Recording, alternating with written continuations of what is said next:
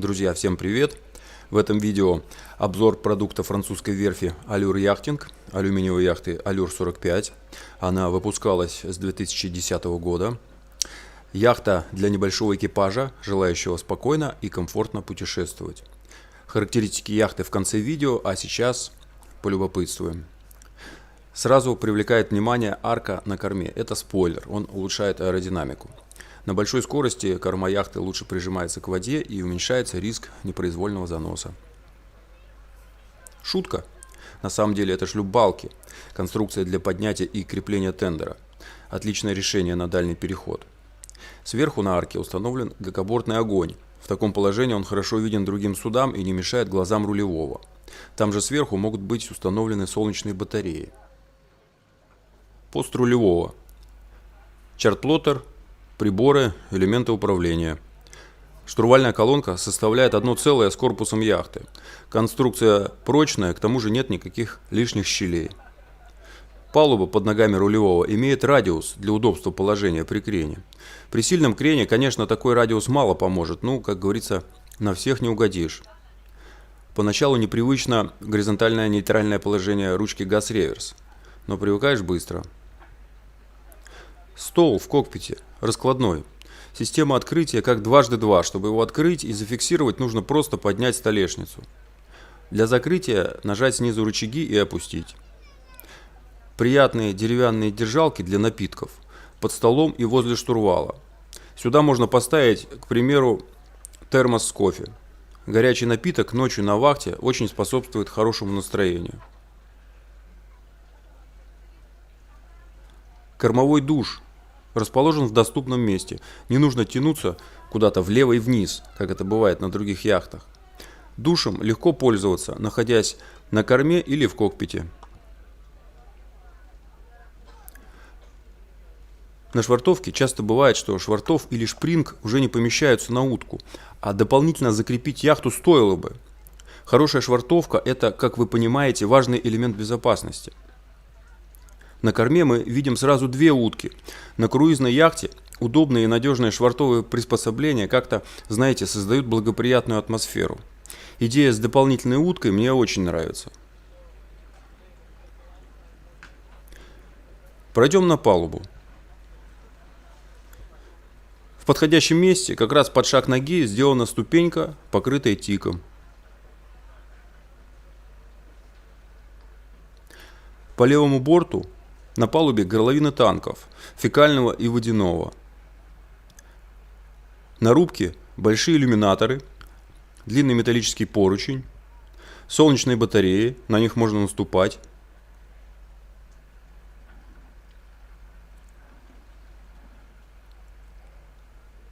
Перед спрей-худом расположен погон гика Шкота. Гик длинный, он позволяет нести большой грот. Система уборки и хранения грота Lazy Jack. Грот имеет две полки рифов.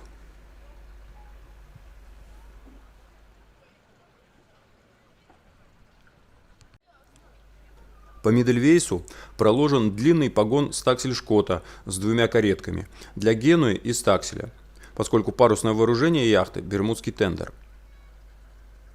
Одна из важных яхтенных систем – вентиляционная. Вот тут установлен ее элемент – головка-ракушка с надежной внешней защитой. Стаксель-штаг сейчас отсутствует, место его крепления мы не увидим, оно под тендером. На баке по бортам тоже двойные утки. Привод якорной лебедки по левому борту, а по правому, при желании, можно установить вторую лебедку. Якорные роульсы расположены под небольшим бушпритом. Один под якорь цепь, другой можно использовать для троса при разных нуждах. Цепной ящик большой, мы туда заглянем позже.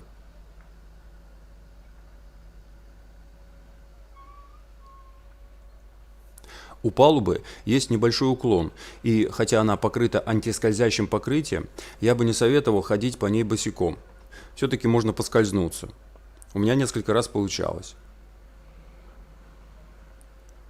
Горловина топливного танка по правому борту обозначена красным значком, чтобы не перепутать. Вернемся, снова шагнув на ступеньку, в кокпит.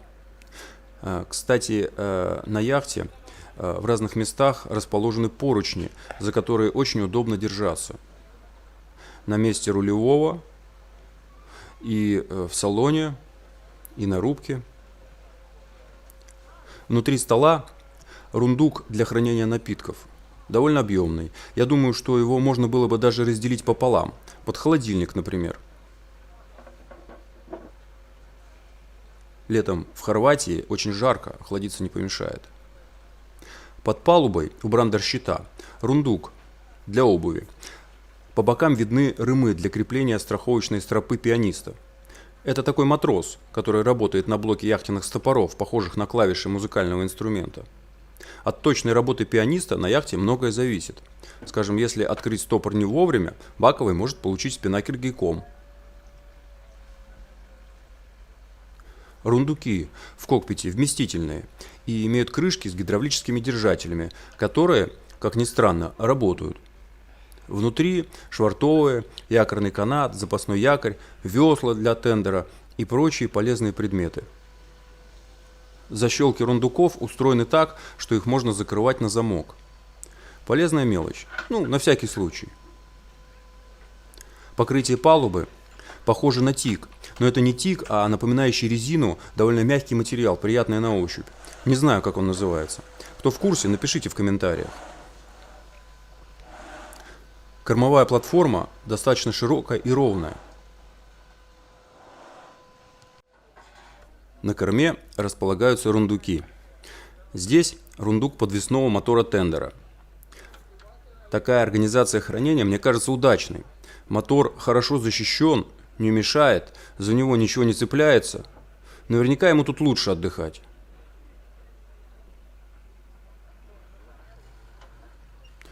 Сюда можно повесить навесной замок. Мотор стоит денег. Рундук лайфрафта открывается, и мы получаем удобный доступ к спасательному плоту. В экстренной ситуации это очень важно.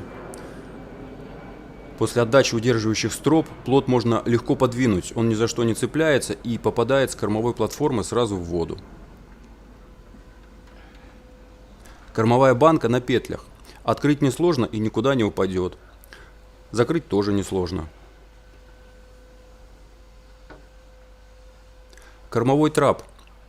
Открываем одним движением руки. Простая и надежная конструкция.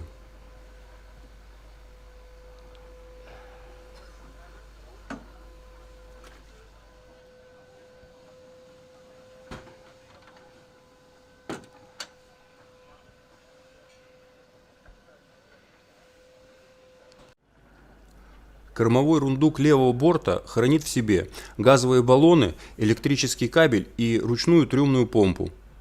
Все очень доступно. Электрический кабель встроенный, его не нужно постоянно подключать, отключать к борту. Излишек кабеля лежит тут же в рундуке, а не валяется под ногами на причале. Выход кабеля имеет отверстие большого диаметра, и его сподручно вынимать, убирать.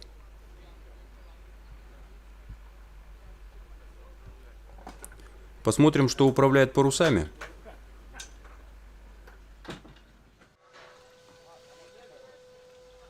На этой лебедке электрический привод.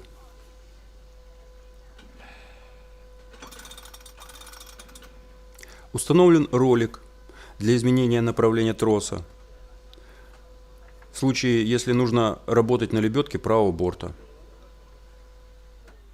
Вот этим тросом поднимаем, опускаем шверт. Шверт весит немного, всего 200 килограммов, поэтому поднять его не тяжело. А вот клавиши пианино. Синий трос, регулировка положения каретки Гика Шкота и так далее. Универсальные приборы над крышкой люка расположены по ходу взгляда рулевого.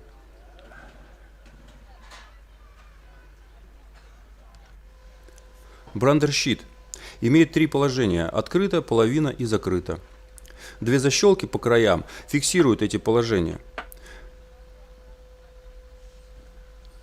Крышка люка прозрачная. По краям видны сколы. Тут стояли демпферы, но они отвалились, и крышка может ударить по корпусу. За такие сколы чартерная компания потребует денег. Вот это среднее положение брандер-щита. То, что конструкция несъемная, очевидный плюс. Часто съемный щит валяется где попало и всем мешает.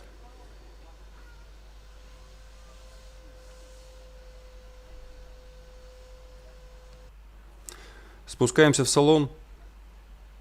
Удобный трап с хваткими поручнями.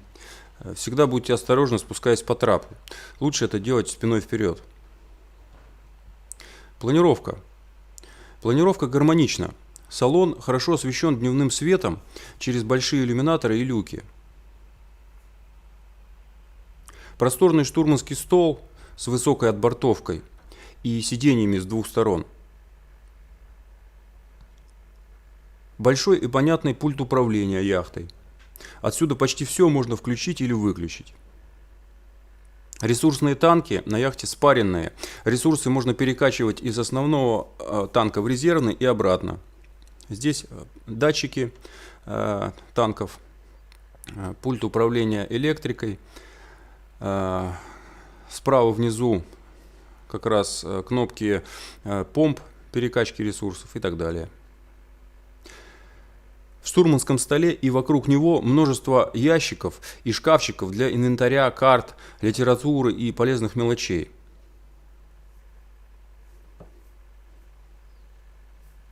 Угол наклона сидения может меняться при крене яхты. Легким движением руки фиксируем наклон, и попа больше не сползает при крене. Работайте с удобством.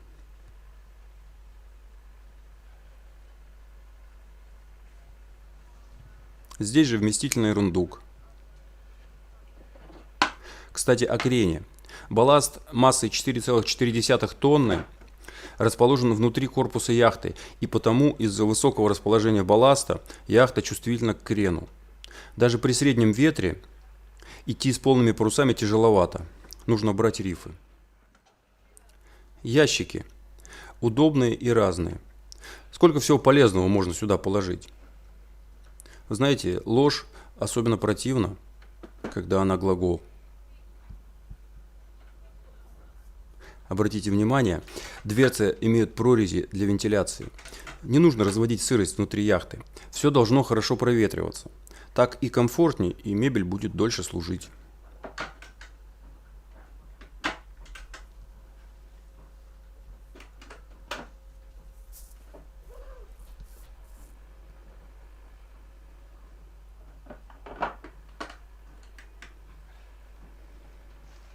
Тут спас-жилеты.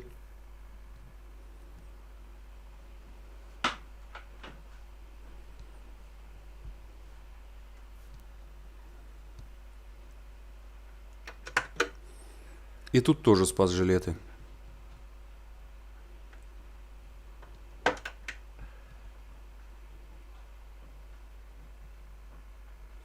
Вот такой славный рундучок для обуви. Сюда можно складывать, например, тапочки.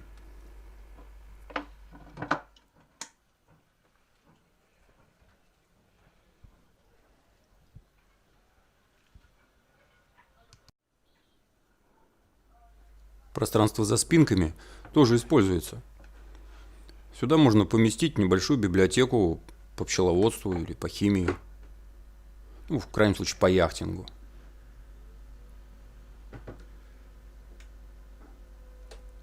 Смотрите, сколько места.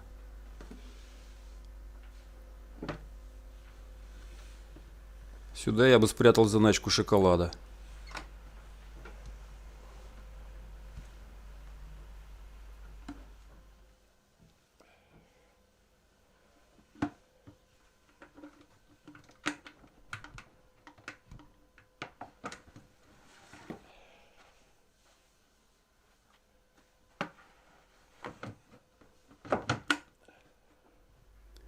На переборке висят хронометр и барометр. Если суммировать их показания, получится величина давления времени. На вас время не давит? Посмотрим, что у нас здесь.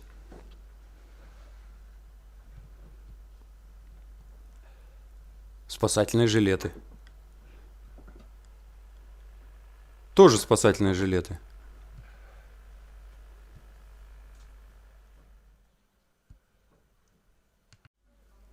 стол с телескопическими ножками.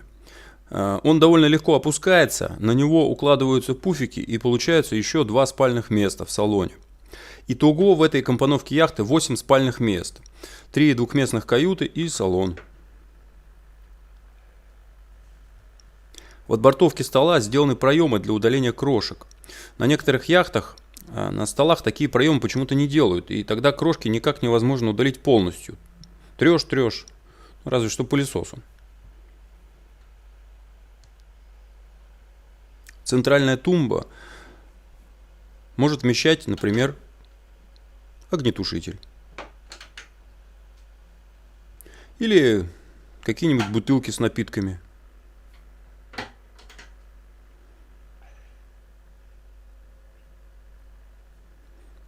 А вот тут полки, куда можно складывать продукты. Некоторые ящики сделаны так, что не сразу догадаешься об их существовании.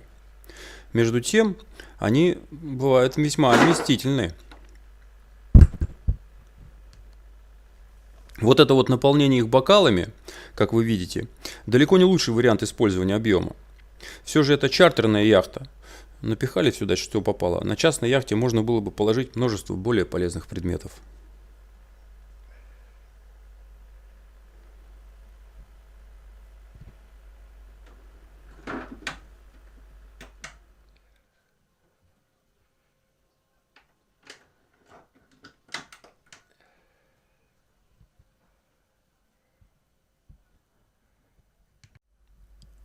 Под центральной баночкой есть окошко в швертовый колодец. С поднятым швертом у яхты осадка всего 1 метр 5 сантиметров, поэтому она может стоять в совсем мелких местах и может даже встать на дно при отливе. 2 пера руля позволяют это сделать. Шверт даже можно не поднимать, главное не фиксировать его в опущенном положении. Вода будет уходить, а шверт, касаясь дна, сам спрячется внутри колодца. Тут вот еще можно что-то положить сбоку, есть место.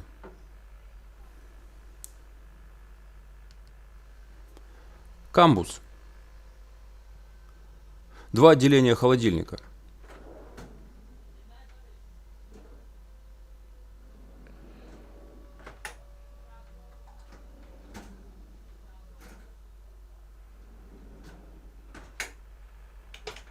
Ящик полного движения для кухонной утвари.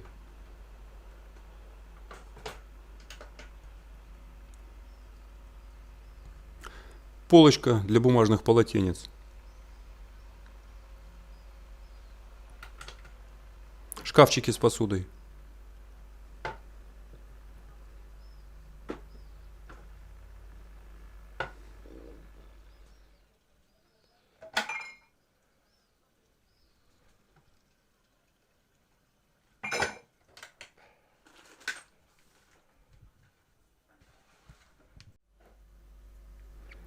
Пульт газовой сигнализации и выключатель газа.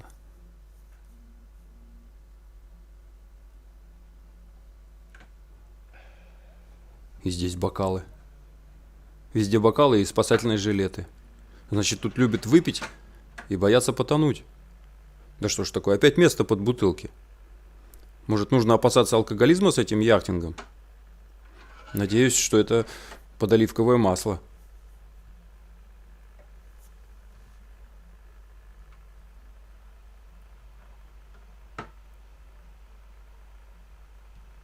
Раковина стандартная. Справа кран подачи забортной воды, то есть соленой, морской. Чтобы текла вода, нужно нажимать на педаль. Вот о такую педаль часто ударяешься ногой. Правда, в этом случае она почти в углу и не так часто задевается. Освещение над камбузом сделано по-умному. Может гореть обычная лампа, а при необходимости, например, в ночном переходе, можно включить красный свет. Тогда рулевому не мешает свет на камбузе, когда ночная вахта готовит себе еду.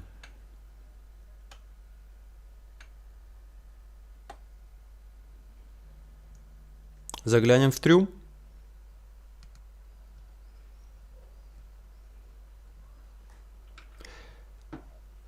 Здесь часть топливного танка и еще место для чего-то, скажем, можно поместить бутыли с водой.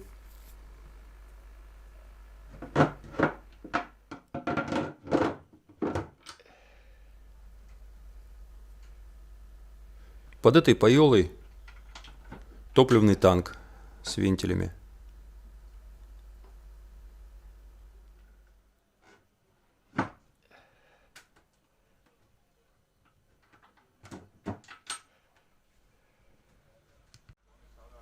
Кормовая каюта правого борта. Небольшой шкаф с полками.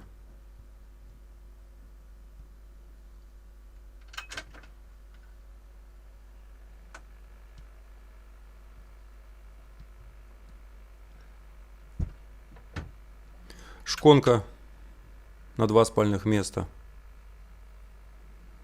Мягкий пуфик закрывает борт. Почему-то на иллюминаторах нет шторок. Вот такой мягкий пуфик у борта. На нем удобно спать при крене. Левая каюта аналогично.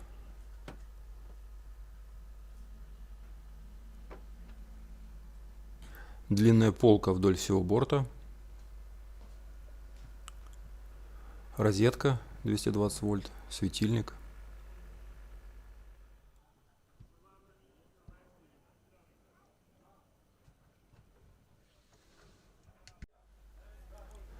Гальюн имеет вход из салона.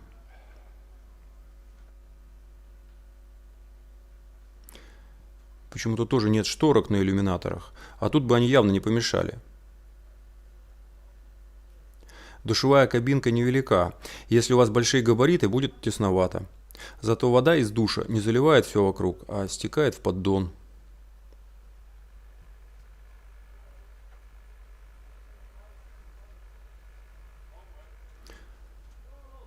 Здесь широкое зеркало. Можно удобно смотреться, когда бреешься или чистишь зубы.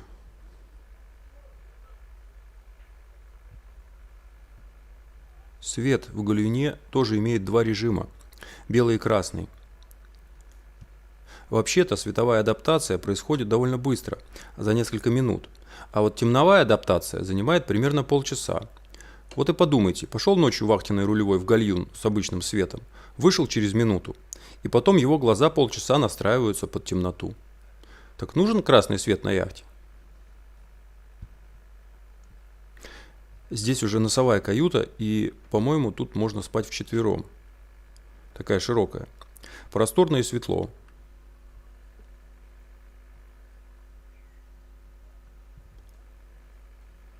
Носовой гальюн не имеет душевой кабины. Но душ, конечно, есть. Выдвигается из раковины душевая головка на шланге. Вода быстро уходит через решетку.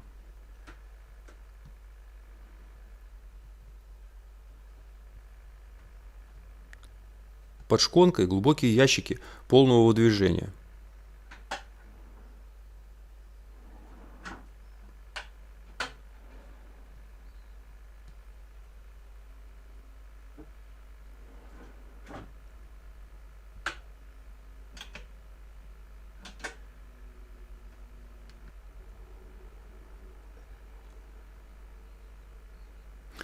В каюте большой шкаф с полками.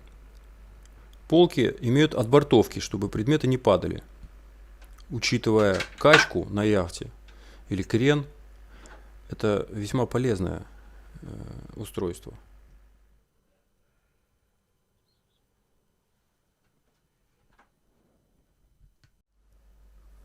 Заглянем в трюм. Что у нас здесь? Электрическая помпа, фильтр, датчики лага и эхолота. Если чистить, то надо сюда залезать.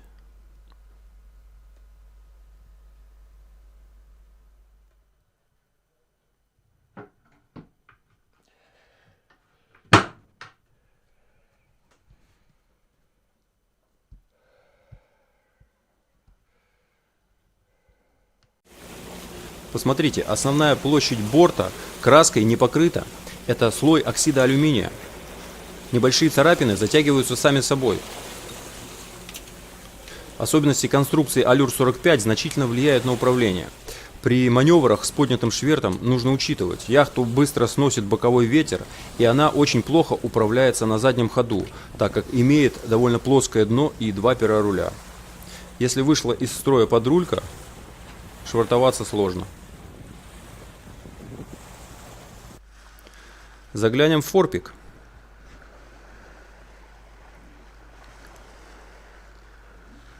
Посмотрите, сброшены все кранцы, и еще осталось столько пространства. Здесь находится электромотор якорной лебедки, предохранитель. Спуститься сюда можно по удобному трапу с широкими ступенями. Вот он. В этом отсеке, пожалуй, поместилась бы стиральная машина.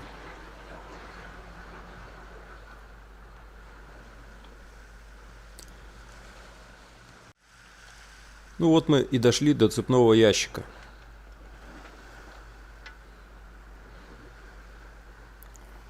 Большой объем, а это значит, цепь может быть длинной и толстой. Не только ром, но и надежная якорная цепь может согреть сердце шкипера.